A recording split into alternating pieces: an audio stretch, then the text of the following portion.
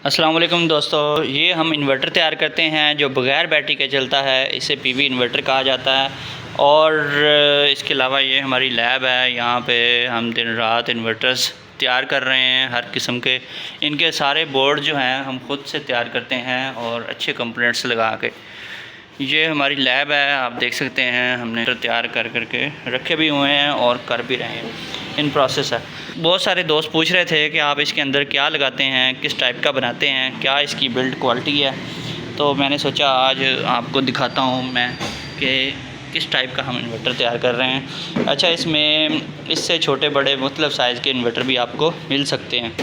तो इसमें सबसे पहले आए जी, ये पकड़ें। यहाँ पे आप देख सकते हैं ये 3 फ़ैन वाला एक इन्वर्टर है, ठीक है। 2 फ़ैन इधर लगे हुए हैं और एक ऊपर लगा हुआ है, ऊपर वाली साइड पे। ये नीचे वाले 2 फ़ैन हैं। ये इन्वर्टर जो है ये वापडा शेयरिंग पे भी आप चला सकते हैं। इसमें ये वाली ब्रिज यूज़ करनी पड़ती है। ये ब्रिज हम यहाँ पे लगाएंगे, ठीक है। और ये वापडा शेयरिंग पे काम करेगा। यहाँ पे इसके कनेक्शन वगैरह होंगे इस बोर्ड के साथ। तो इसके अलावा यहाँ पर जो ये बोर्ड है, ये देख सकते हैं आप, 8 IGBT वाला।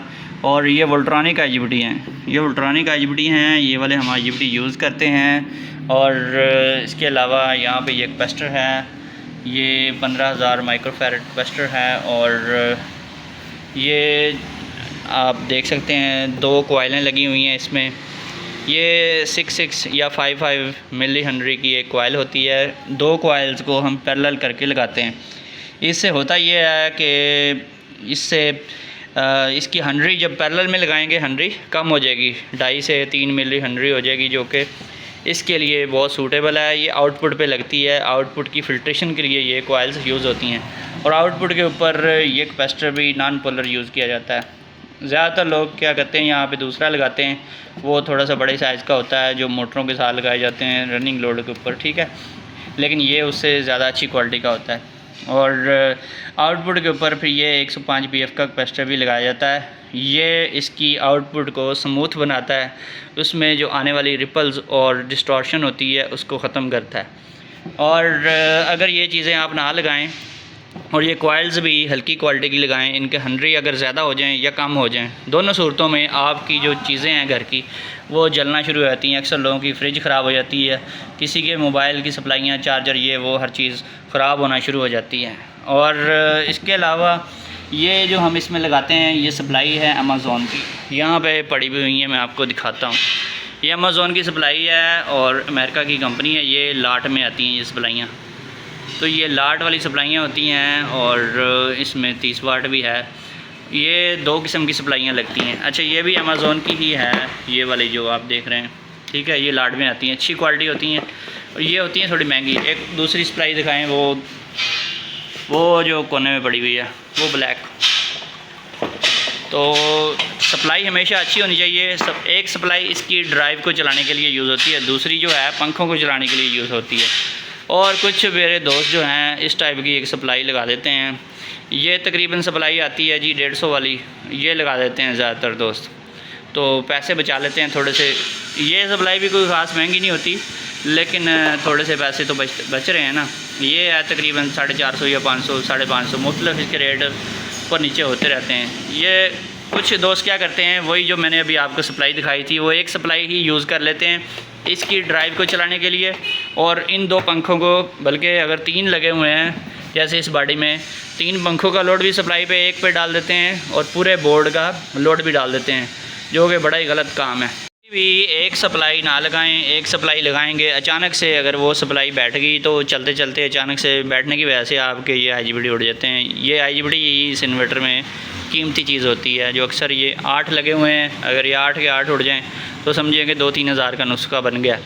और दूसरी बात यह है कि इसमें सप्लाई आती है, एक 12 वोल्ट की होती है, एक 15 वोल्ट की होती है। बोर्ड को जो ड्राइव देती है वो 15 वोल्ट वाली सप्लाई देती है, या 15 या 18 वोल्ट, जैसे आप ये देख सकते हैं। इसने बोर्ड को ड्राइव देनी है। और इसी के ऊपर जब 15 वोल्ट के ऊपर ये पंखे आप चलाएंगे तो आपके ना सिर्फ पंखे ख़राब होंगे, बल्कि जब पंखे सीज़ हो जाते हैं, चौक हो जाते हैं, तो फिर आपका ये हीट सिंक जो लगा हुआ है इसको IGBT इसको ठंडा करने के लिए ये भी ओवर हीट हो जाता है और साथ ही आपके IGBT उड़ जाते हैं, इन्वर्टर चलते चलते ख़राब हो जाता है। अक्सर लोगों को मैंने देखा है 2-2 3-3 4-4 चक्कर लगा रहे होते हैं, मोटे पे इन्वर्टर रखा होता है, जहाँ से बनवाया होता है उधर से ही बार बार ठीक करवा रहे होते हैं और सड़ भी रहा होता है, और काम करने वाले सही काम नहीं करते, जिसकी वजह से पैसे ज़ाया होते रहते हैं। फिर कहते हैं जी ये दस्ती इन्वर्टर नाकाम है।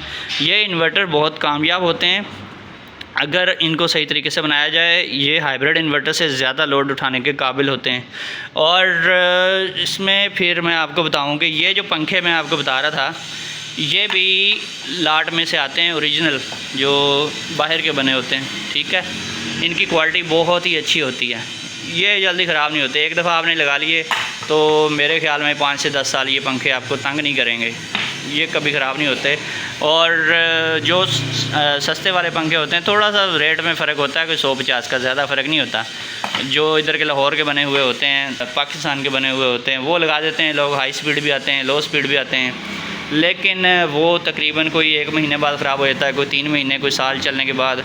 वो इतनी ही आपको वारंटी भी मिली होती है इन्वर्टर की। उसके बाद जब ये पंखे ख़राब होते हैं तो ये सारा सिस्टम हीटअप होता है। और दूसरी ये वो गलती करते हैं लोग, ये जो कॉइल्स हैं ये पंखों के आपने सामने ये करीब लगानी होती हैं ताकि ये ठंडी होती रहें। इधर से पंखों ने क्या करना है, हवा को एग्जॉस्ट करके यहाँ से बाहर निकालना है, तो इधर से हवा गुजरेगी, इधर से भी गुजरेगी। तो इन जालियों से हवा लेनी है जी इसने, और यहाँ से होती है, इसको ठंडा करती करती ये हवा इधर से गुजरेगी और बाहर जाएगी। तो इस तरीके से इसने ठंडा होना है। और इसके अलावा आपने इसको भी बंद रखना है। अगर ये खोल कर चलाएँगे तो फिर भी इन्वर्टर जल जाता है, अगर ना भी जले तो हीटअप बहुत ज़्यादा होता है, तो जलने का चांस होता है। ये बंद होगा तो हवा इधर से खींचेगा, तो इसको ठंडा करती हुई हवा जो है इन फिन्स में से निकलेगी, तो ये ठंडे हो जाएंगे और इधर से गुजरेगी।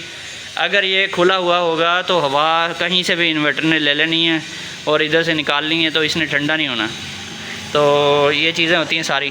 इसके अलावा ये जो है इसमें जो इम्पोर्टेंट चीज़ है, ये बड़ा कैपेसिटर आप देख रहे होंगे, ये हमने लगाया टार्क लोड उठाने के लिए। बड़ी से बड़ी 2 हॉर्स पावर की मोटर भी अगर आप लगा दें तो ये उसका टार्क इजीली हैंडल कर सकती है। और ये जो है ज़्यादातर जो लोग देहातों में हैं, टोका मशीन चलाते हैं, इस टाइप का गंदा लोड होता है, उसके लिए ये है।